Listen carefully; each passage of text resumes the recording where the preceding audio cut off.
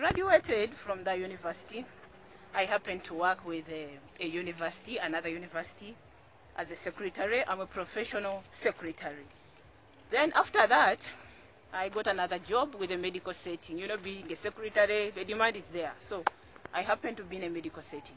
But being in a medical setting, I found a lot of challenging issues. Like mothers could bring malnourished kids in the hospital. And it made me to think, wonder, ask myself, why are the kids getting malnourished?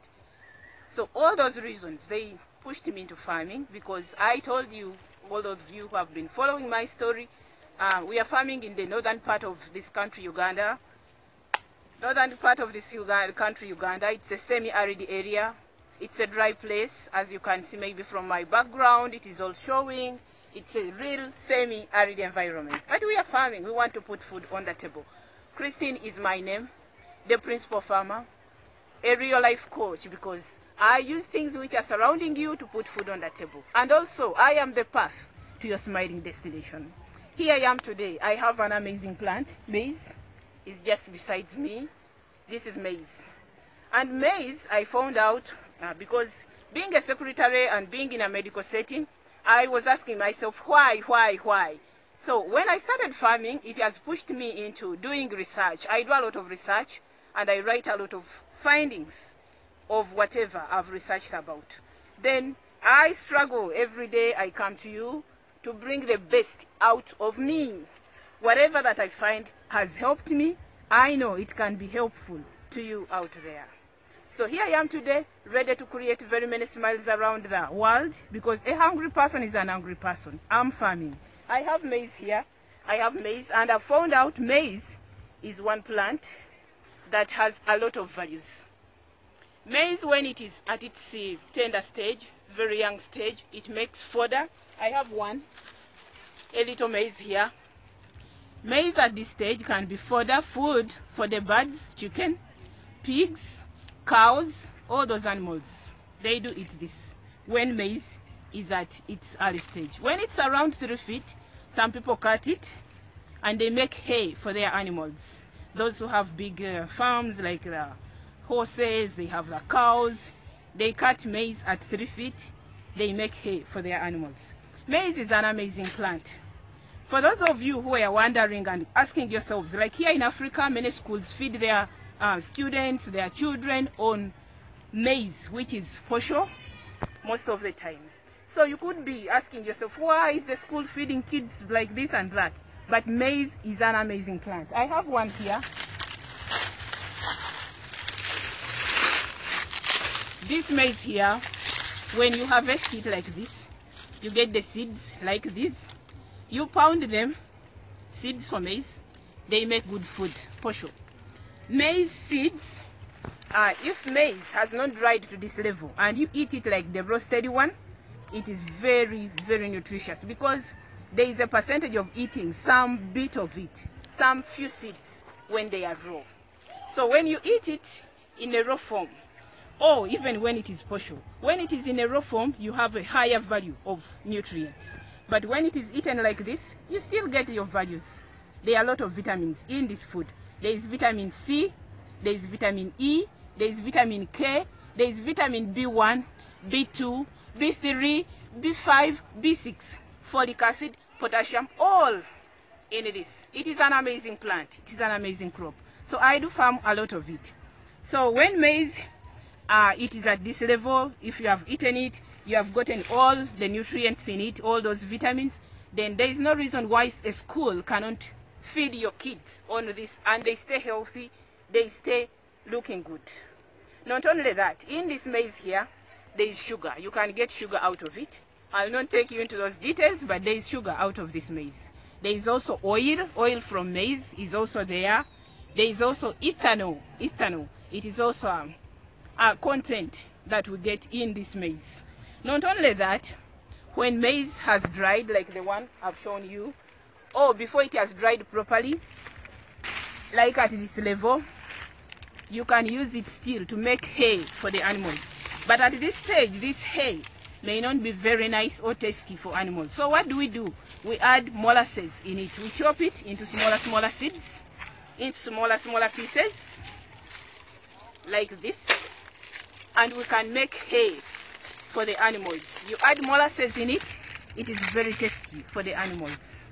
So not only that, when maize has dried, like this one here, when maize has dried, we can get firewood and we cook with this. I have a few sticks I'll pick from this maize. So these things here, they can help you to put food on the table. You use them as firewood and you put food on the table. Not only that, when maize has dried, for us here who are farming in semi-arid areas, still we use this maize for mulching. As you can see where I'm standing, everywhere is just looking smart, beautiful, because we are doing a lot of mulching. Any little moisture that comes around, the irrigation that we are doing, the water which we pour in the soil can be retained properly because of this mulching we are doing.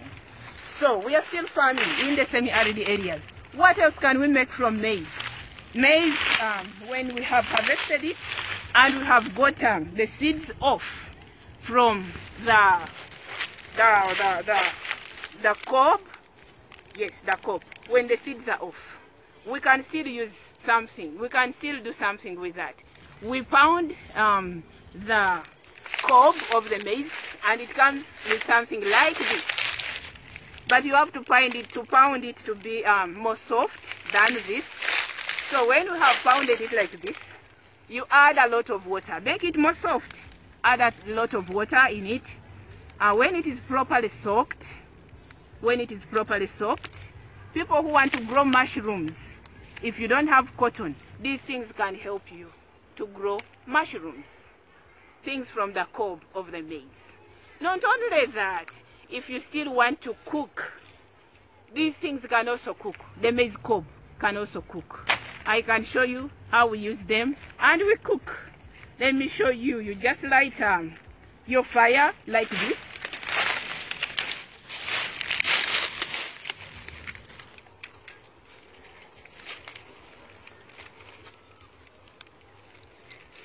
You light your fire like that and you cook. Some of you are going to say, no, my saucepans are going to get dirty. We also have those grandmother's secrets of how you can cook, and your pans, they come out clean. You can leave for me a comment down there and I show you how we can cook and leave the pan clean, even if we have used these maize cobs. So we don't end on that. These cobs still, those of you who are farming like me, I've farmed a lot. Those of you who are farming and you're like, what else can I do to make my heel, my feet clean? Like there are people who farm in swampy areas. Their legs can crack a lot.